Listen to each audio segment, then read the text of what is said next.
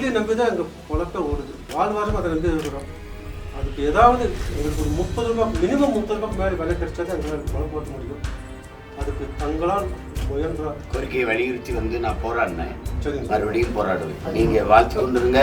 நம்ம அம்மன் அருளால் நாங்கள் வென்று இந்த கோரிக்கையெல்லாம் நான் நிறைவேற்றேன்.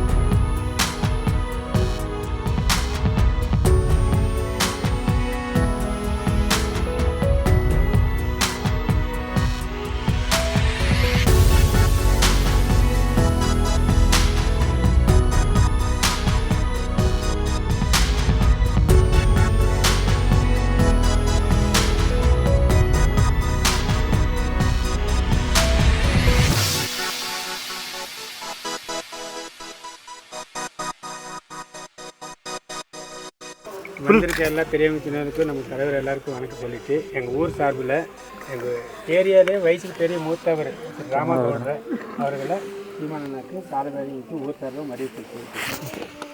அருமை சகோதரர் சீமானவர்கள் அவர்களுக்கு இந்த பொன்னாடையை போர்த்துவதற்கு நான் நினைக்கின்றேன். இந்த கோத்தகிரி வட்டாரத்திலேயே எனக்கு இப்போ 86 வயதாகிறது. கோத்தகிரி வட்டாரத்திலேயே யாரும் இருக்க மாட்டார்கள் என்று நினைக்கின்றேன்.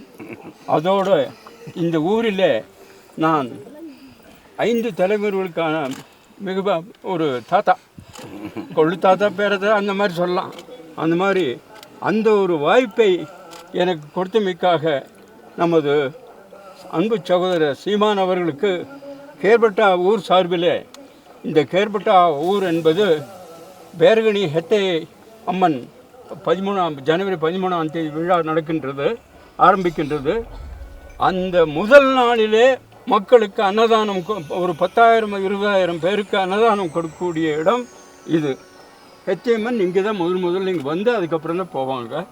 அந்த ஒரு சந்தர்ப்பத்தை கொடுத்தமைக்காக அனைத்து சகோதரர்களுக்கும் என் அன்பு குழந்தைகளுக்கும் என் வணக்கத்தை தெரிவித்து கொண்டு இந்த பொன்னாடியை போட்டு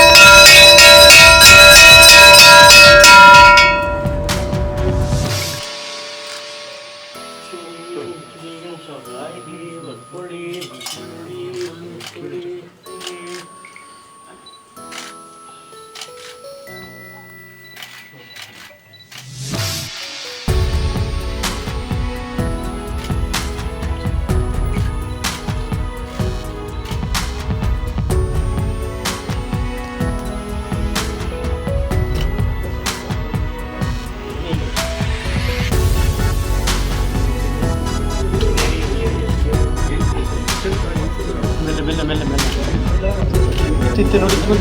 ಆಯ್ತಾ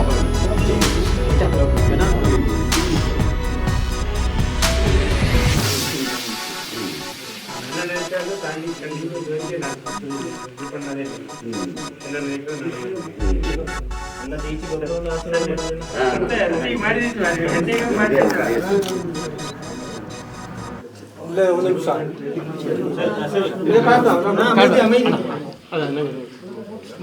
அனைவருக்கும் எங்கள் ஊர் சார்பு ஒரு கோரிக்கை. எல்லாருக்கும் தெரியும், தமிழ்நாட்டில் எல்லா கட்சிக்காரங்களுக்கும் தெரியும், அந்த கருத்து தெரியும். எங்கள் சமுதாயத்துக்கு தேவையானது இதற்கு முன்னே எங்கள் தாத்தா காலத்தில் வந்து எஸ்டி பிரிவில் தான் நாங்கள் இருந்திருக்கோம். இடையில சில குழப்பங்களால் அது போயிடுச்சு. எங்களுக்கு அந்த போனா இது எங்களுக்கு திரும்ப வரணும், எங்கள் எஸ்டி பிரிவில் சேர்த்துனுங்கிறது எங்களுடைய தாழ்மையான கோரிக்கை.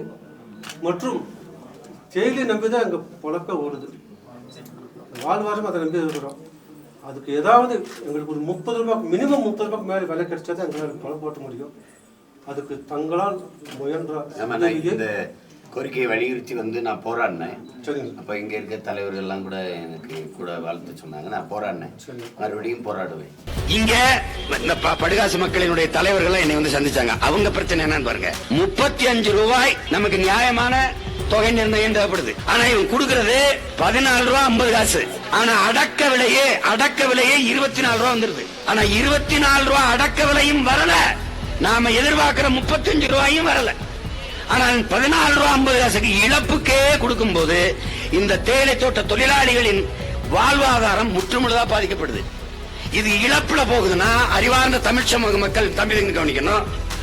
தேயிலை தோட்டத்தில் வேலை செய்யற கூலி தொழிலாளி பொறுப்பேற்க வேண்டுமா, இந்த நிறுவனத்தை நிர்வகித்த அதிகாரிகள் பொறுப்பேற்க வேண்டுமா, இந்த நாட்டை ஆளுகிற ஆட்சியாளர்கள் பொறுப்பேற்க வேண்டுமா? இது எப்படி? இதுதான் கொடுமை. இங்க சொல்லுவான்ல, சாமியே வரம் கொடுத்தாலும் பூசாரி தரமாட்டான். அது மாதிரி நகைக்கப்பல. இப்போ நாம் தமிழர் ஆட்சிக்கு வந்தால் 35 ரூபாய் அல்ல, அதற்கு மேலே விலையை நிர்ணயித்து என் மக்களுக்கு கொடுப்போம். நான் வந்தா டாட்டாவுக்கு கொடுத்திருக்க அந்த ஒப்பந்த நிலப்பரப்பை எடுத்து தமிழ்நாடு அரசோட அரசு நிலமா மாத்தி என் மக்களுக்கு நிரந்தரமாக வாழ்வாதாரம் கிடைக்கிறது. நீங்க வாழ்த்து கொண்டிருங்க. நம்ம அம்மன் அருளால நாங்க வென்று வந்து இந்த கோரிக்கையெல்லாம் நான் நிறைவேற்றேன். கண்டிப்பா அது நடக்கும். சத்தியம்மன் கொடுப்பேன், ஆசிரியர் கொடுப்பாங்க.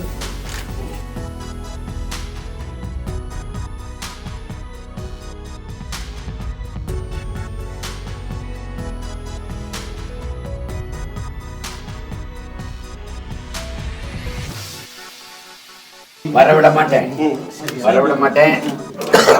நம்ம காரி அருளால என்னோட குலதெய்வம் காளிதான்.